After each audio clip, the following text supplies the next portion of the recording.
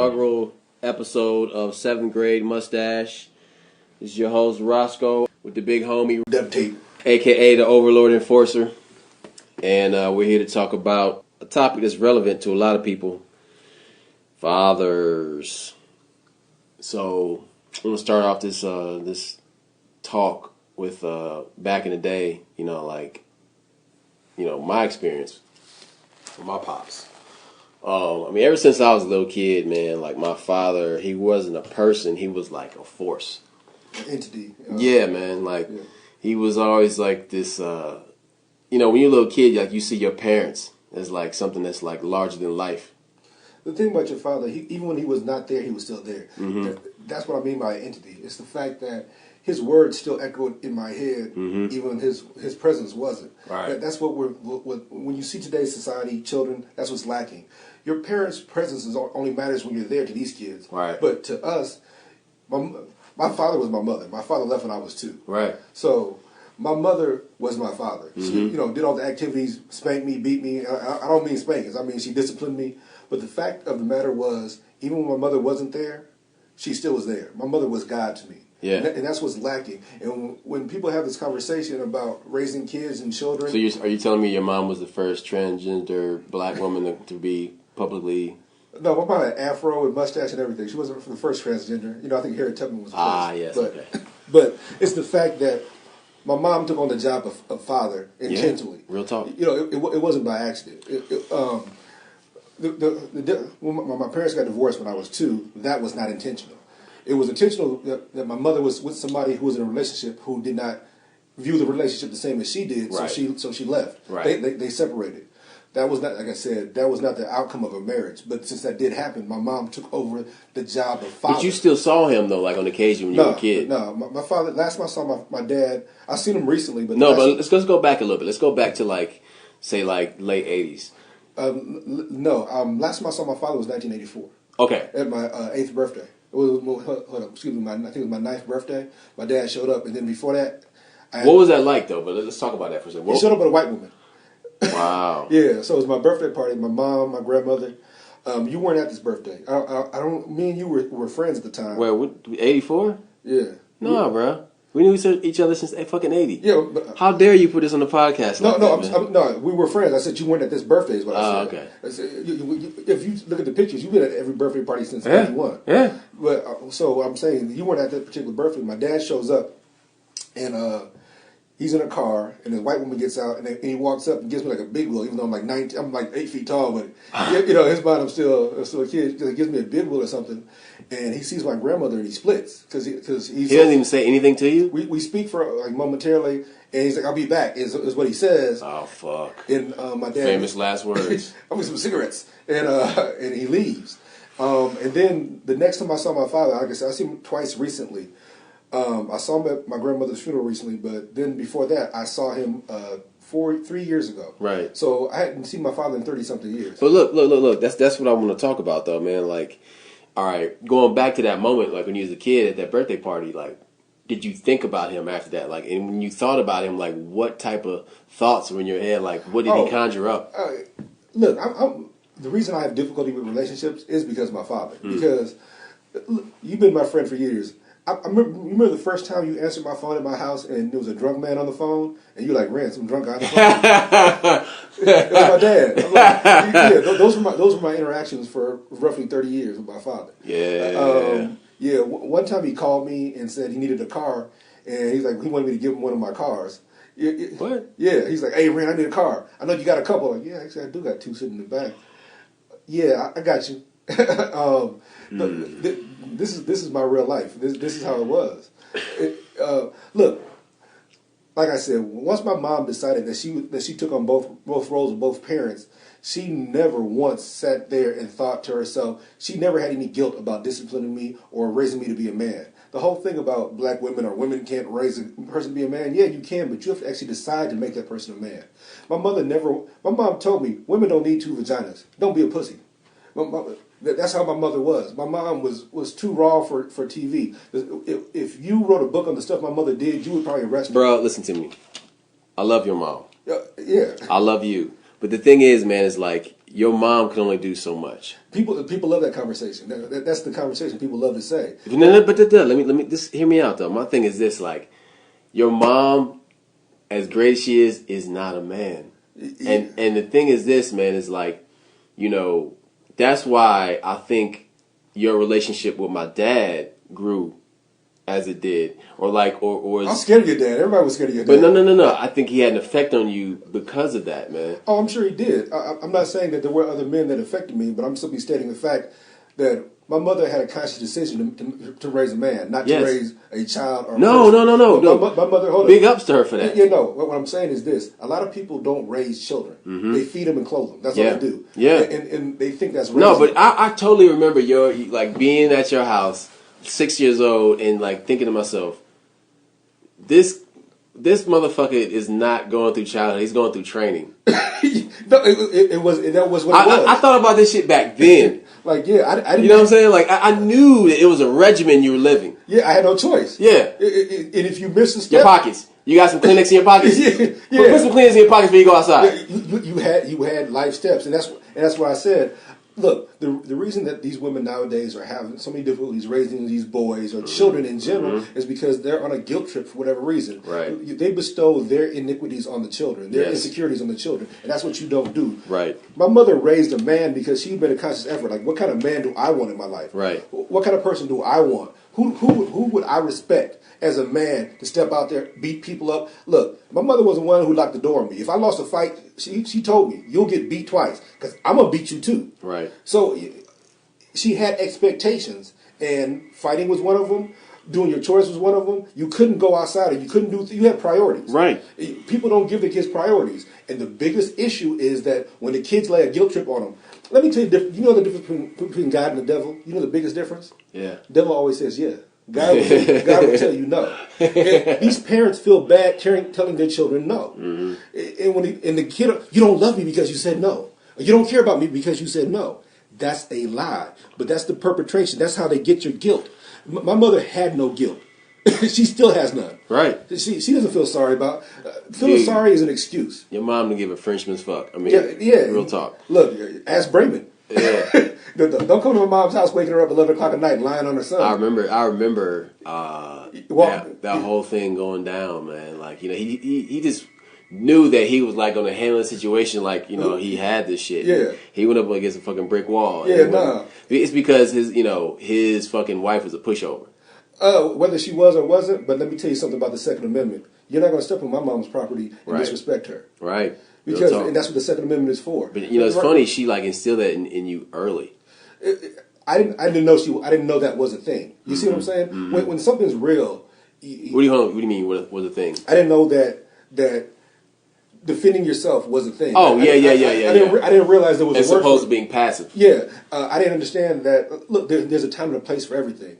But when a grown man came to my mom's house and told her that he was going to come inside and search, she explained to him, "You better get off my property, son." Let's go on the side road real quick. Let's talk about Uncle Greg.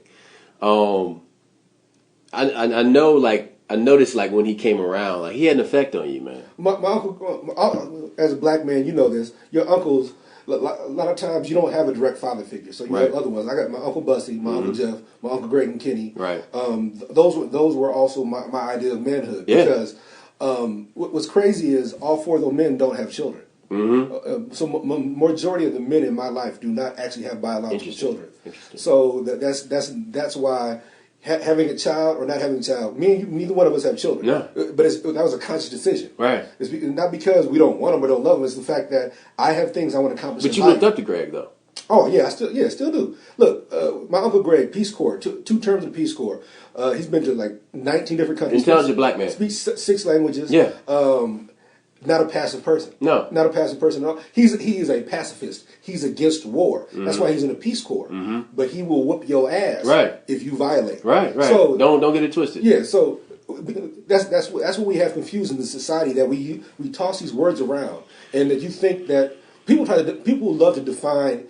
Look, people love to label you because that's their comfort. That's their shit. Yeah, I know who the fuck I am. Yeah, they want to be comfortable dealing with you. Look, I'm real quick. For those who know me but don't really know me, my dad sat me down when I was a little boy, and he said, You are darker than midnight. That is the end of the story.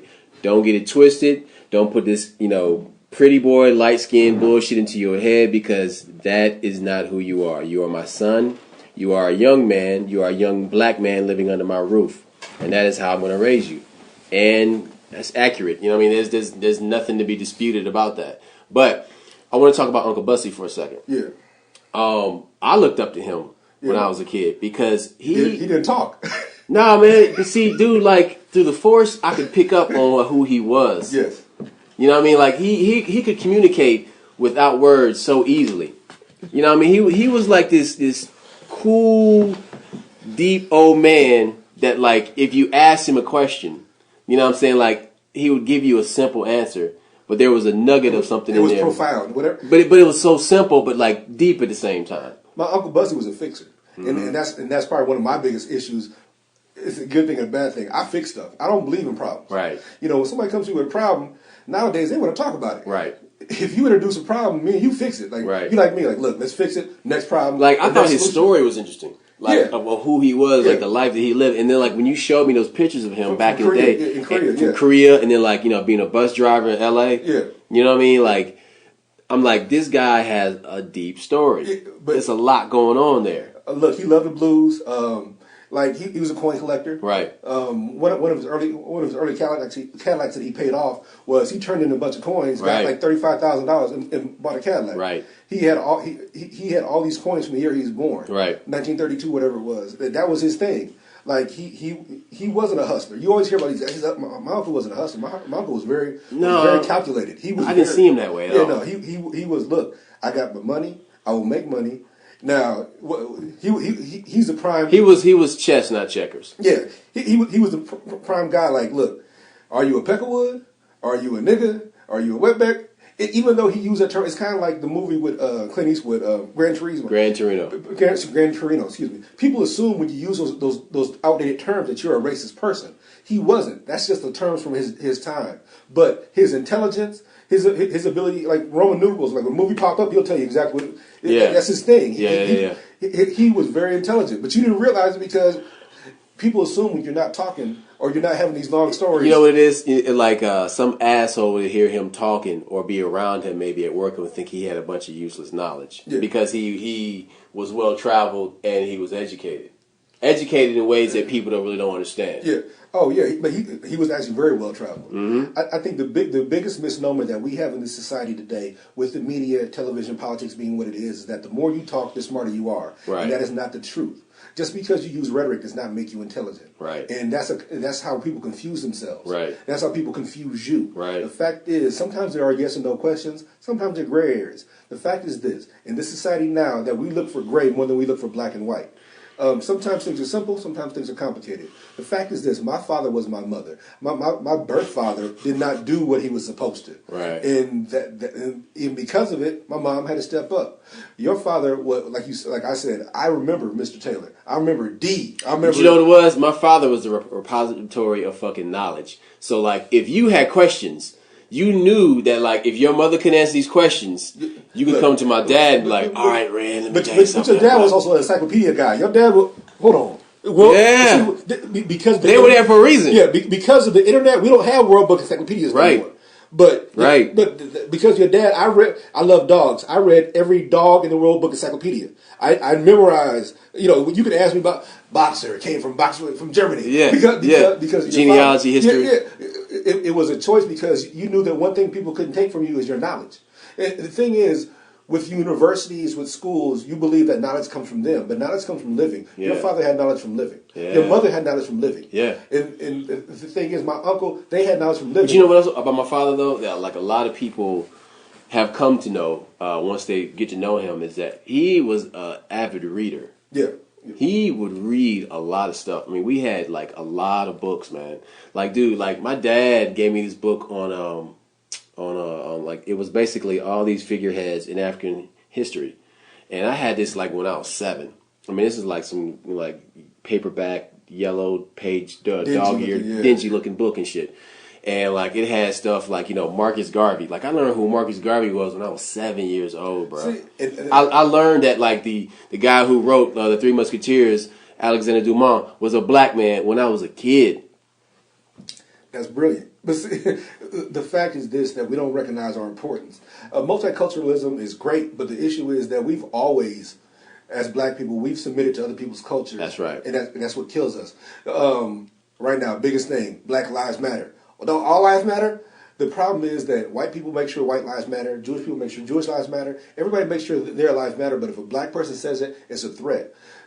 No one understands. But you know what? The problem I have with that term, we can talk about that real quick without going too far off, is that like by saying that, you're saying you need these people to validate your existence. Exactly. I don't need you to validate my existence or that of my people. I don't care what you think about me or my people, because at the end of the day, it's not you that's going to save or fight for me and my people. You have to fight for yourself, period. Bingo. But that's what your parents instilled in you. The fact that, look, you don't have to go look for violence, but fighting can be violent and physical. Fighting can be in the courtroom. Right. Fighting can be anything. But when you allow somebody to step on you, they don't have a problem doing it and continue to do it. You have to speak up. And see, that goes to like back what we were talking about today about Malcolm X versus Martin Luther King, and like that's cool. That people feel one way or the other. I'm from Omaha. I'm Malcolm. Yeah, Malcolm all dude, day. All day. By any means necessary. All day, Malcolm. Yeah, you know what I'm saying? You come on my property, you're going to have a problem. I remember even my dad had problems with me when I was a little boy, because I would ask him about Malcolm X.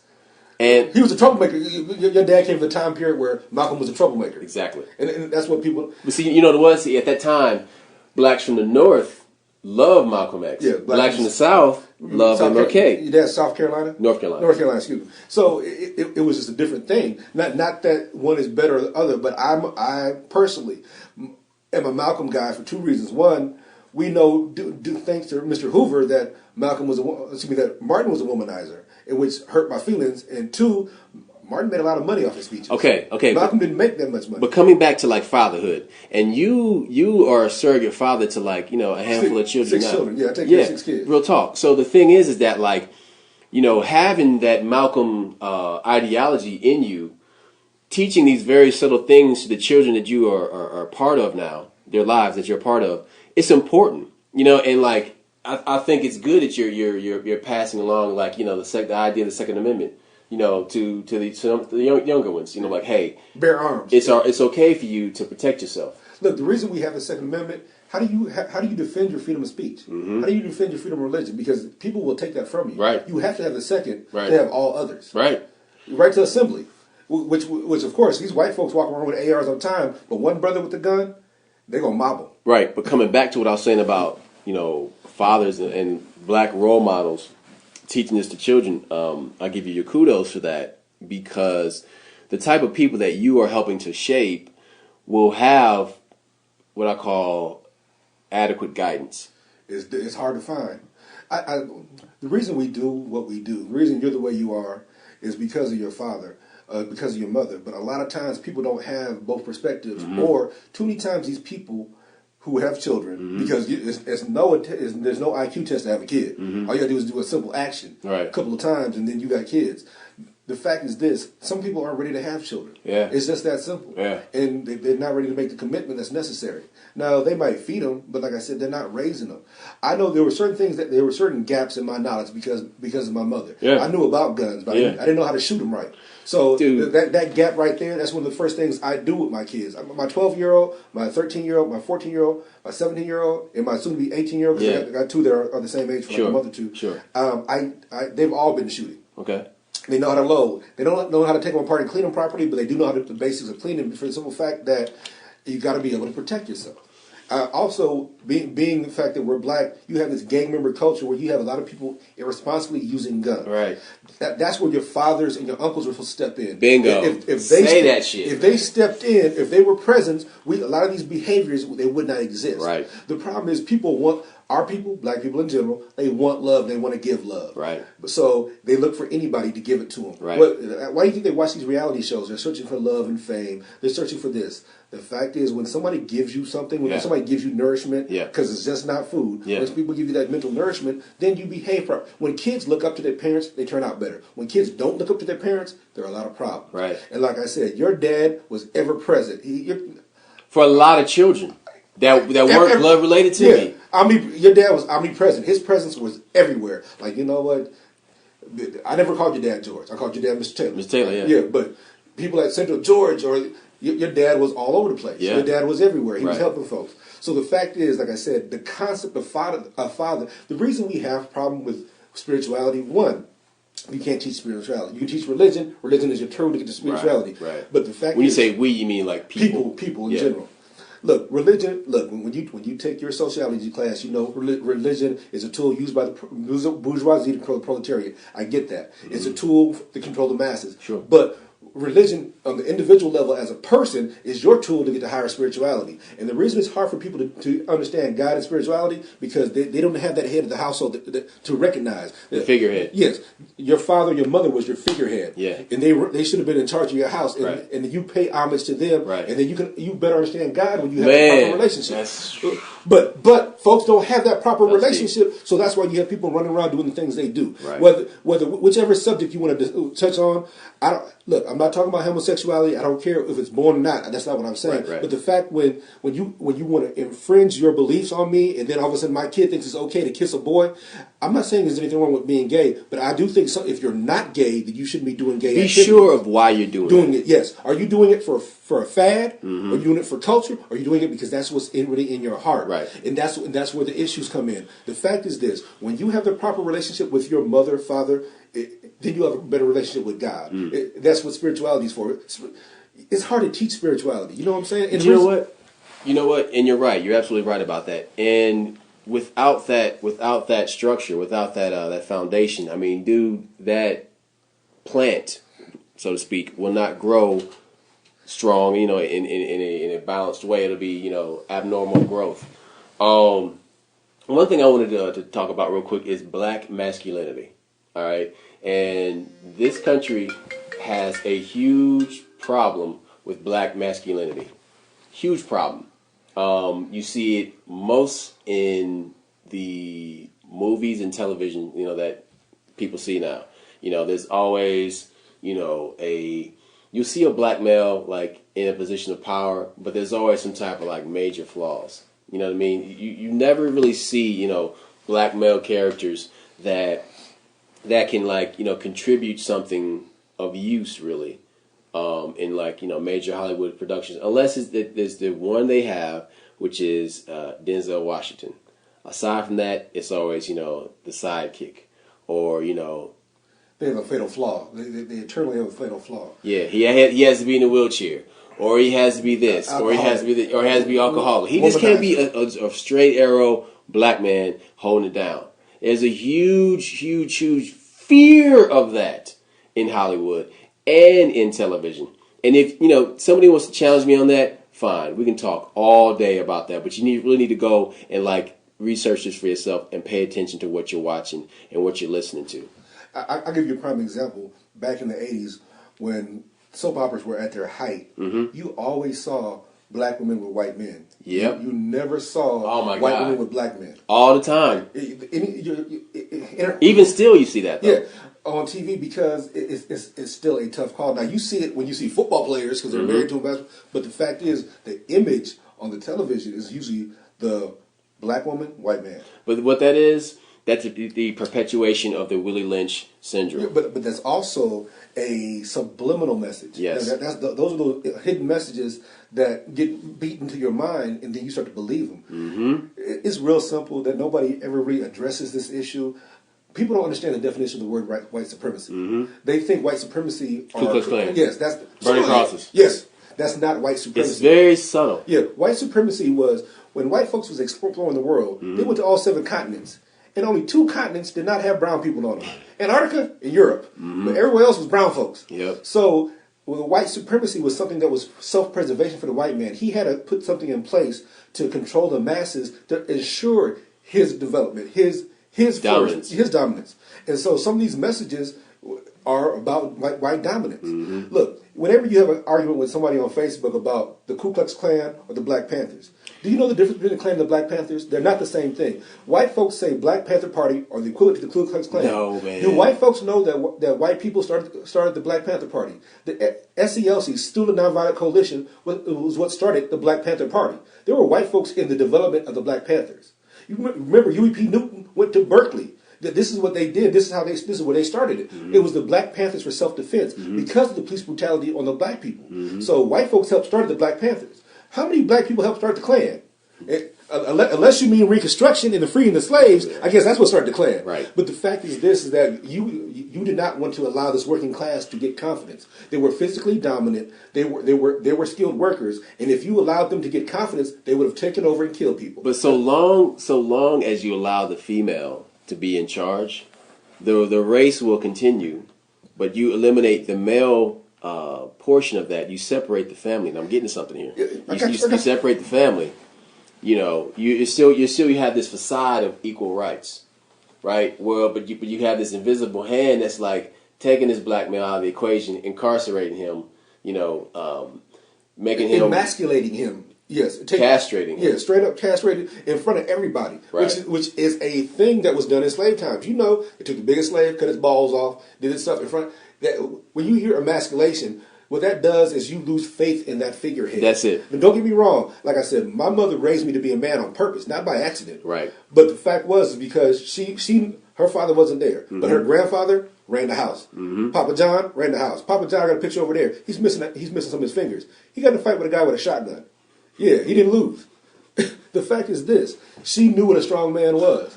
Oh, no, that's what the picture is over there on the wall. The fact of this is that if you only can desire to make a man and make it. The fact that you have so many women raising men, yes, that was a part of slavery. That was part of sending away the male, and keeping people insecure, and keeping people subservient. Yes. But the fact is, those traits, those activities that the white man learned back then, now the upper class is doing on the lower class right now. The financially superior are doing. They got really good at this. Yep. And they're still doing it to this day. Look, the reason it's so important to have fathers, hopefully a dominant male figure, because not just because, like I said, to simply saying that a father is just a man. A father is a person, is a concept. A father should be the head. It's husbandry. Yes. I wish it was in every situation, but we know that's what's the problem. When you see 16 and pregnant on MTV, you're teaching kids that it's okay to have a split up family. It's okay not to have parents. It's okay to be defiant. It's okay. Look, see, there's a reason why the word husbandry is directly related to farming. Yes, is because husbandry relates to a man and his family, but primarily a man who is guiding the development of crops, of a life, of something that's going to bear fruit, of livestock. Yes. Things are going to bear fruit and sustain his family. So when you really break down what husbandry is, it's the growth, development, and monitoring of other things that sustain you and your family. Look, being a father ain't just producing a child. That's the whole thing. But being a father, just like the word love, love is an activity. Like I told you, my father used to call drunk all the time. I love you. Never paid a bill, never did nothing for me. Right. He sent me a car payment once, like $126. My car payment was $127.03. Right. But the fact is this. Love is an activity. Father is an activity. Right. Love is an emotion. Yes, it is. It's a word, it's an emotion. It's how I feel good inside. But if you don't treat me like you love me, then it means nothing. If you're not acting like a masculine father, a man, then you're not doing anything. Right. That's the whole issue. There are activities not being done. So many of our issues are environmental. And when that environment is flawed. Okay, now this is what I was leading into earlier. So the family unit is the most powerful unit in the universe, right? So once you take, one side of that balance out of it, it becomes unstable. Now it can be stable, but like it's unbalanced. Somebody has to compensate. Yes, if you don't it's unbalanced. Listen. Let me just say this, bro. Yeah. Your mom, if she had help, it would have been great. It would have been a lot better. Wasn't there, but it wasn't there. So it was unbalanced. But you still had what you needed to keep you going. Right? Beat the hell out of me. Yes, but look at what you become. You know what I'm saying? The thing is that, and it's a great thing. But I'm saying, like, had there been that other figurehead there, your existence would have been even better than you are now. You would have grown to something even better than you are. But hear me out. I'm going back to the family unit, though. The family unit. Yeah. The family unit is what I'm talking about. And when you take the male out of that equation, which is what we're seeing in like all these families now, all these different facets of life. Yes, you have morality run amok.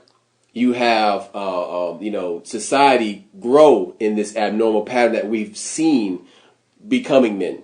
Look, the biggest thing killing relationships, it's hard to find love, but it's easy to find sex. So when sex became easier to get, love became harder to find. And the problem is, even on TV, whenever you see a black character, he's always a ladies' man. He's always this. So you have people who are squares trying to lead a non-square lifestyle. Yeah. And I'm see where I'm going with this, Playboy? Stay in your lane. What happens is, you may have missed an opportunity to be with the right woman or the right man, but instead, now you want to experience some stuff that you saw on television that really does not matter. Back in the day, and won't benefit you really. When you live in the country, you didn't have all these options. So sometimes too many options ain't always the best thing. The fact is this: you may have missed out on your soulmate because you wanted to experience something that someone else told you was fun. And because of that, you might have missed out on her. You might have missed out on him. Or look, there's some of these experiences that you're supposed to grow together. You can't grow together when you're unevenly yoked. The Bible says uneven. You can't grow together when you're too far apart in your knowledge base or your experience base. That's real. And so what happens is you see this image on TV of he's sleeping with a bunch of women, or she's Sex in the City. Oh, I don't know who I should sleep with this weekend. Oh, Big or Rob. Or the fact is this. Because of those images, you believe that applies to you also. Not everything you see on television applies to you directly. Right. And you should not apply those rules to you. See, okay, and this also relates to child rearing. Yes. Rearing means whoop your butt. Yeah, well, I'm okay with that. But the thing is that these false images, people can't separate entertainment from reality. How about with the NFL? Adrian Peterson got suspended for spanking his child. Yeah. Light-skinned boy, he had a lot of whips on him. The doctor got involved. Right. The doctor did his job. Right. But also, the court did their jobs too and found the man not guilty.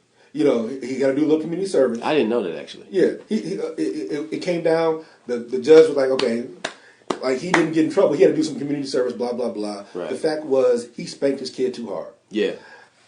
Abuse is a problem. Yes, it is. Yeah, but talk. Not every situation is abuse. No. I think the biggest issue that we need to recognize is he's a super strong guy. He should have been careful. But the fact was, the kid was jumping on the bed, almost knocked his sister off. It was crazy. He almost hurt one of the other kids. That's what this was about. And Adrian said, I did to that child what was done to me, and when my parents disciplined me. Now, the funny thing is, everybody has all these different comments about what Adrian did, but what's the one thing they negated? Because of what his parents did, that man is successful. A lot of the people commenting on him are not on his level. Because he has discipline. He has discipline. He has inner strength. Hell, in fact, I worked with one of his aunts when she went down to watch him when he was at Oklahoma playing. The fact is this: that man is not a bad guy. And even the one of his kids that got killed, that wasn't even his biological son. He was taking care of another person's child. How about that? People do not recognize that man's strength. Now, the law did its job. Justice was served. But he was financially hurt by the NFL because of this. NFL overstepped their bounds. They did. But that's because the NFL is funded by people's dollars and commercials and commerce, and so they had to do what they had to do. But the fact is this: as a black man disciplining your child, he was not wrong. He was doing what no one else was doing. And the thing is, if he did not do his job, you would be criticizing him for being an absentee father. But let me ask you this, though. Are you seeing that now? Are you seeing the lack of discipline? We go to the store. We're at, like, the laundromat or whatever. We'll be out in public and we'll see people. Kids bad as hell. Kids wilding out. Run them up. Yeah. And it's like, okay, somebody did not whoop your ass when you was a kid. Look, here's another thing about being a parent and this whole communication thing. If you're a parent, you should know which child you have to whoop, which child you can talk to, off the bat, which child you can do this with, and which child. You got to beat all of them for no reason. Just like a blanket aspirin for all of them. No. Now, sometimes, some nights, that does happen. If your dad came home and the dishes wasn't done, everybody. Right. Yeah, this was y'all job. Right. My job is to pay the bills. Right. Your mom's job is to pay the bills and feed you. Your job is to make sure this is done. Right. And if one of you didn't do it, why is there spaghetti on the wall? But that also taught you familyhood and team building. Yeah, he was team Real building. Talk. He was no bullshit. He was team building before there was a word for it. Oh man, we label everything now team building. The fact is, it's called family, and that you live as a unit, you die as a unit. You bring everybody along. Some people can't do it what other people do. Now here's another problem. Now this is my biggest problem with America, and when people try to convince you that black people are evil and dirty and we can't help ourselves, and that this is hereditary, it's not true. This is conditional. This is environmental. The reason we have the issues we have are for environmental issues. And the second, here's the biggest thing, that if you want to fix black society or America in general, bring back the manufacturing base to the inner city. Bring back the jobs. When you had jobs, you didn't have gangs. When you had people supporting their families and having careers, you didn't have people using this rampant drug use. When the biggest promise you had during Reconstruction, when the blacks left the South, they went north to the inner cities, and we started manufacturing. We made cars, we made household goods, we made shirts. But when you remove that manufacturing base from the inner city, you send it to the suburbs first. You created a void. That's when rampant drug use and gangs became part of our society. But then you took it out of the small towns and sent it overseas. Now you have the exact same thing in white America, in middle class America, with the meth use and everything else. You got white gangs, you got the lynch mob. What happened was America is self-destructing right now, and not on accident. Right. The funniest thing, the word that I created that people don't respect. We always talk about patriotism on the individual level. Where's the corporate patriotism? Where's the fact that these people don't want to pay their taxes? They're moving their headquarters overseas, so they ain't got to pay taxes over here. They're doing. What about the corporate patriotism? What about the fact that the America allowed these corporations to make all this money? They should be filtered. Trickle down economics don't work. Reagan, we know this, but this is a prime example of my people being hurt because of it. When you get my people working every single day, taking care of their families, being able to be adults and support their children, you won't have people running around. The reason people use drugs, sometimes it's to party, but a lot of that, hold on, is self-medicating. Sure. People self-medicate. The reason you have men sleeping with all these different women, that also is a self-medicating thing. Oh, yeah. People don't like the pain. Instead of addressing the pain, they go for a temporary fix, whether it's sex, drugs, or rock and roll. Yeah. The thing is this, man, is like coming back to, fatherhood, and I'm glad you brought the whole you can't be a father if you can't support your family. Economic scale into it. Yes, so this is what economics I'm saying. is a big part of being a So father. the thing is that like, okay, in this world we're in now, you've had to reinvent yourself and use more entrepreneurial skills. Yes.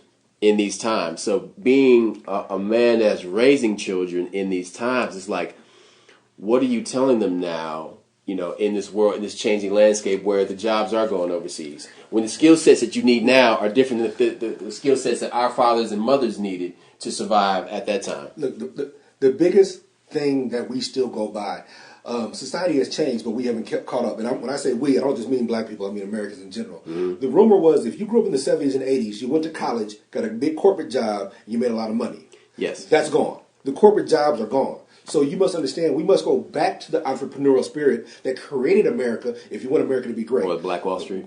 Black Wall Street, prime example. The fact is this, like, I want all my children to go to college, but if that's not for you, trade school, there's other things out there. I got two that are probably going to go to college and go far. The other ones, I have to get that entrepreneurial spirit in there, teach them to start your own business. Mm-hmm. Look, you could invent stuff. The biggest thing that black folks did after slavery, how many patents were we denied because we were slaves? But how many patents did we get? Black folks have a bunch of patents for horseless carriages. The rotary engine was invented by a slave, a free slave. Now, Wankel, the German... Enslaved African. Yeah, a enslaved African, that is correct. He invented the rotary engine. Mm-hmm. He also had several railroad patents. Mm-hmm. I forgot the guy's name. Sorry, my mind is terrible. But the person that gets credit for it is Wankel, the German guy. But the fact was this: we had all kinds of patents, and we made a lot of money off our patents. Mm-hmm. We have to go back to that as Americans. The fact is this: that when you see a need and you meet it, and that's what we have. We have a free society. We have laissez-faire. The government, we got too many laws as it is. We need the government to back off, let us individuals get wealthy, build our wealth up, create different things, create different products, create different industries, and then maybe you have to regulate them subtly here and there. Okay, so to basically bring this all together, or to bring this all together for the young fathers that are listening to this, bullet points. What are a couple bullet points you could give to them to kind of encapsulate this conversation, or like useful nuggets you can give them? If you're a young father, be in your child's life. Let them look up to you. If that child does not look up to you or your mother, but you need to look up to that person. Right. When kids don't look up to their parents, they don't act right. Second, you need to give your children something. Mm-hmm. And when I say give, everybody assumes I'm talking about physical or monetary. No, when you give your child something every day. You give them knowledge every day. If that is the most important thing that you can give them. When you could answer a question, when your child has faith in you, they will always believe in you. That's my inheritance. That's what my father gave me. When you walk to your dad, if he didn't know where it was, he would send you to find it. Right. But that's the whole thing. People don't give their children anything anymore. What they do is they give them a remote, they give them an iPhone, they give them a computer. And send them on their way. And with this internet, they have access to things that they shouldn't even be seeing at their age. Yes. Age appropriate doesn't even exist anymore. People, when you're poor and you're broke, you watch TV. How many of these kids do you hear where they tell you, "Oh, my favorite movie is Baby Boy"? I'm like, why are you 14 watching that kind of movie? I do understand that. You don't understand, Rand. Kids are different nowadays, but they're not different. There's a reason why their stimuli is different. Yes, their stimuli is different. I remember I was a nerd in junior high. You remember a lot of people were partying when we were in junior high. You kick it with Johnny McCain. All that. My mom would let me go to parties. I said, "Mom, why can't I go?" She said, "Look, you start partying at this age, you'll have nothing to do when you get older." I'm like, "What do you mean?" She said, "Look, one, I don't owe you an answer, but I'm going to tell you like this. Right. You start kicking it now, then all of a sudden when you get older, the stimulus is different. Right. You'll look for a bigger and bigger stimulus. And usually that's when you end up in crime, you end up being a sexual deviant, you end up doing, and that's what it is. When you start doing stuff too early, it takes a lot more to stimulate you. And unfortunately, it'd be different if you were climbing a mountain. It'd be different if you were actually doing something positive. People don't do that anymore. So yeah, you have to guide your children. Okay. Don't let nobody else guide them. And that's what's going on. You have entities. How many of these cartoons on Adult Swim, Drag Your Pretty Face to Hell, Metalocalypse, how many of these shows are about hell? You know what? And how many demonic images are in these things? What's happening is they're conditioning you to believe that evil is good or hell ain't a bad idea. What was that show about the skaters? Which one? There's this show about these young black skaters. And Loader Squad. They say they rap about the devil. They say some crazy stuff, and the fact is, the fuck is wrong with you? but here's the deal. Funny thing is, they tell you every day, God don't exist. God don't exist. Believe in the atmosphere. Believe in space. Believe in this. Yeah. But then they tell you, oh, the devil's funny though. The devil's cool. They sit here. These messages are subtle. But that goes back to what you said at the beginning of this talk yeah. about who's going to say no and who's going to say yes. Yeah, devil always say yeah. Well. But God will tell you no because God cares about you. Sometimes the answer is no. Are you man enough or woman enough to accept the answer? Look, it happens all the time in relationships. We become addicted to people. Look, I'll be the first to tell you, sometimes I stay too long, sometimes I leave too soon. I'm trying to work on that. A lot of my issues are based on my relationship with my father. And that's why I'm trying to fight that. My dad, I caught myself in a relationship one time imitating my father. And that's what my mom told me. My mom said, you know what? When you get married to somebody and they say that part, till death do you part, she says, it doesn't mean you're going to be married to that person forever. It means you got to take care of this son that look just like that motherfucker and act like a motherfucker he don't even know. Right. You will make the same mistakes if you allow yourself to. I caught myself leaving in the middle of the night because I was nervous. Not because I was mad. I'm like, hey, I got to go feed the dogs. I would be with this person who I've been with for 3 or 4 years, and I would leave because I was uncomfortable in a normal setting. I had become so comfortable with chaos that when I have normalcy, I don't know how to act. Yeah. So you have to be. That's one. I inherited that from my father. I got bad stuff from my father. I have to work through it. but my mother is the one who fixed that stuff. Yeah. The reason my mother severed the relationship is because my father wasn't behaving as a father should. It wasn't because he was mistreating her. He was a bad guy from the beginning. Once my mom recognized it, she backed away. She's like, "Look, you done wasted money. You done wasted this. You done wasted time." My father worked for Safeway. And he lost his vision in one eye, so they paid him a bunch of money. Right. Do you know what my father did? He quit, but he didn't tell my mother he quit. He quit. He caught the bus to work every day, like he was still working, and he was drinking and kicking it, and would come home at 5 o'clock, like clockwork. Yeah, for months. My mom didn't know that he had lost his job. Wow, he's gaming her. Yeah. So my mom goes to buy like a washer and dryer, and my dad had like $20,000-$30,000 in the bank from that settlement. He had $5. He drank up $30,000. That's not somebody conducive to the family. That's the whole point. And the thing is, people will stay with somebody too long or let them go or whatever the case is. But you have to give your child something. Yes. My mom gave me a legacy that wasn't what my father was trying to give me. Right. Yeah, and my father tried to jump on my mother. That didn't work. Wow. So yeah, I don't beat on women because I see them as equals. A lot of the behaviors we do. And you weren't raised to behave that way either. No, you have to see somebody as equal. And that's also goes back to what we said about this white supremacy thing that people don't understand. Right. They do see us as an equal, but they don't want us to see them as an equal. Because if we see the society, whether it's the white man or government or whoever, if we see them as an equal, then we will behave differently. Yeah. The biggest thing that this country was based on was self-governing. And people right now are so lazy, they don't want to govern themselves. Right. They'll accept whatever you give them. Right.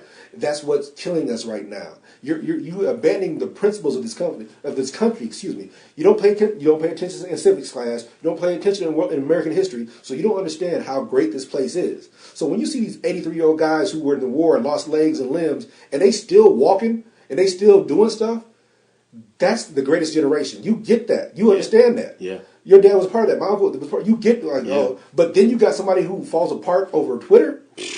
Wants to shoot you over a rap song? Bitch, please. Who wants to get mad at you because you don't agree with them? Right. That tells you the greatest generation is leaving. And those people who raised our parents fought against them.